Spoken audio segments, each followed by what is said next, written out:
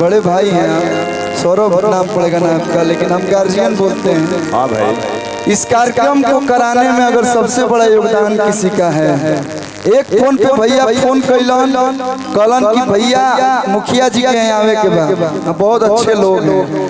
आपका एक बार फोन आया और हम एक ही बार करने के ना, एक बाद आप लोग के बीच हम बानी बहुत बहुत धन्यवाद। ऐसा परिवार से जोड़े खातिर सही आप जोड़त नहीं, एक बार जोरदार ताली सौरभ भैया के लिए बजा। कभी कभी अपना परिवार से जोड़ी हम लेंगे। आर्यन बाबू के पिता खाली दूसरे के परिवार से मत, कभी कभी अपना परिवार से अपने को जोड़ी। देखिए जोड़े हैं तो ही तो यहाँ पे दिख रहा है रिजल्ट। अपने से जोड़ने दीजिए, हम लोग दूसरे के परिवार में उंगली नहीं करना है। आजकल लोग यही में परेशान बा, अपना से कम दूसरे से ज्यादा परेशान बा। जो में छोटे बाबा हमें जीवन में कभी नहीं मिलेगा, नहीं तो जो आप इतना खुश दिख रहे हैं हो सकता है और खुशी तो ना हो जाएगा। बाप रे बाप। भैया एक लाइन गाय के गोबरा हरे अंगना लिपायो रघु नंदन हरे। ये गाना के बाद अब सौरभ भैया बताएंगे कौन गाएगा कौन नहीं। इसके बाद आस्था जी के साथ एकदम बढ़िया डांस हम लोग करेंगे। मुखिया जी हमारे कबेले पे ज्वाइन बनी वही करी ले बुझाए लगे 7 बजे यहाँ के डांस करा दे हमारे। गाय के गोबरा हरे अंगना लिपायो रघु नंदन हरे। गजमोती चौका पुरायो सुना हो रघु नंदन हरे।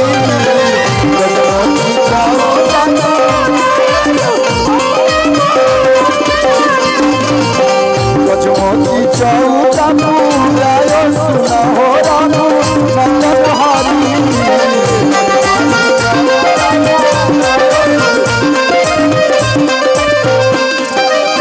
ताही चौका बैठे मुखिया जी के बेटा रघु नंदन हरे।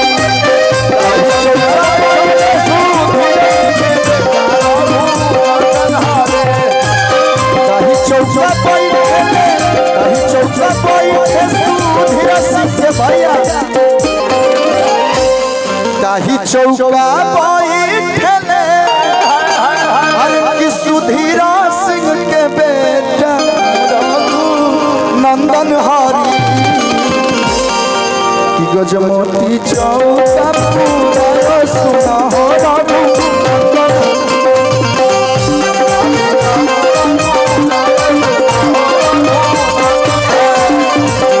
हम मुखिया जी को खोलत रही काहे खातिर एक सेकंड के लिए भाई हम आओ खाली फोन से पढ़ते रहे मुखिया जी साथ देखो। अच्छा वाइट के बाद मुखिया जी अरे साइकिल ऊपर सोइया बैठे हैंडल ऊपर हम जी। तब तो देह माता रुका ना तार करी भी हमें दो तीन को आरु कभी के कहां से एगो मुखिया जी गाना गोले बनी हम हमें आस्ते जी बनी। अरे साइकिल ऊपर सोइया बैठे हैंडल ऊपर हम जी। आका कहीं है सरपंच मुखिया देखे कोनो काम जी।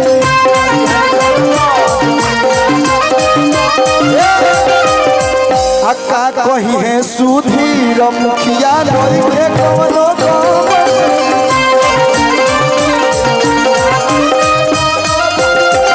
आका कहीं है सरपंच मुखिया देखे कोनो काम जी।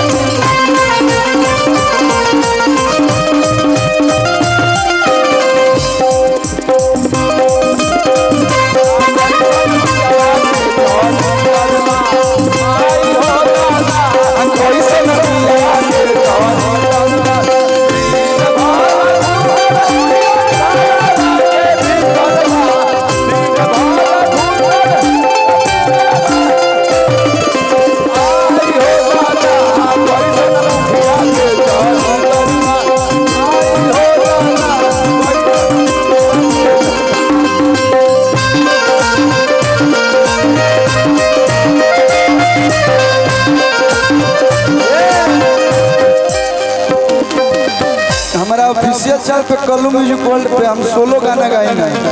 अधिकतर गाना में आस्था जी बनी, बड़ा अच्छा रिस्पॉन्स। यहाँ का सोलो अच्छा साथ देता है। मतलब अच्छी लगती है। सोलह अरे की पेन्ही के चोली साड़ी पेन्ही चाहे प्लाजो, कहती औरतिया कि हम साड़ी पहनी चाहे प्लाजो पहनी, सौरभ जी के काहे दिक्कत हो बता। अरे की पेन्ही के चोली साड़ी चाहे पेन्ही प्लाजो, देखी पटीदार बताओ पटीदार के देखी पटीदार चोरे चाहे मुहावा माजो, अतने ना यही आजा पफीदा बाड़े ए छोटे बाबा आई भाव सुना। अरे की यही आजा पफीदा बाड़े हमरो सनम जी, अरे की यही आजा पफीदा बाड़े, अरे की हमरो सनम जी, का कहीं है सरपंच आई के कोनो जी,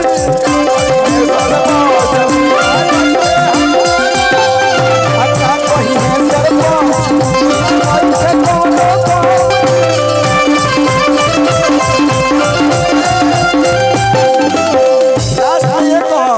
कि क्या कहीं है सुधीर मुखिया नई के कोनो जी।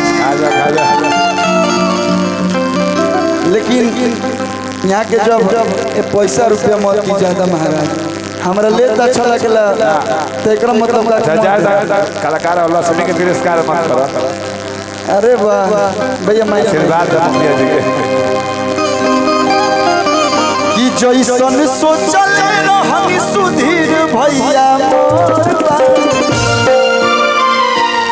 कान का हमारा आदत है एक लाइन गाओ तो तुम जोदे गा देते हैं।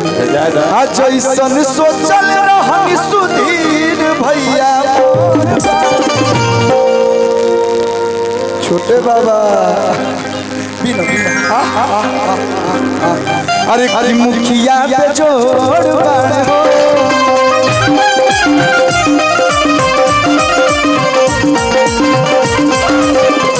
जैसन सोचल रहनी सुधीर भैया मुखिया पे जोड़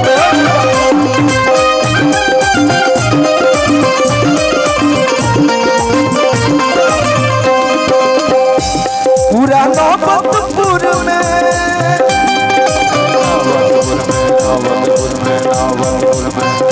पूरा नौबतपुर में नहीं के शोर मुखिया पे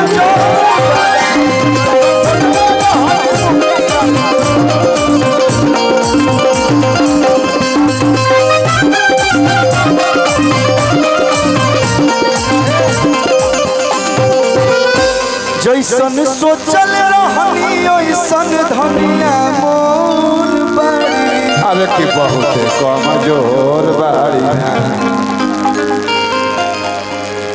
आपके तरफ से। हाँ भाई दिल को हरू तरफ से विक्की भैया ये आप हमें दे रहे हैं, हमें अच्छा नहीं लगा।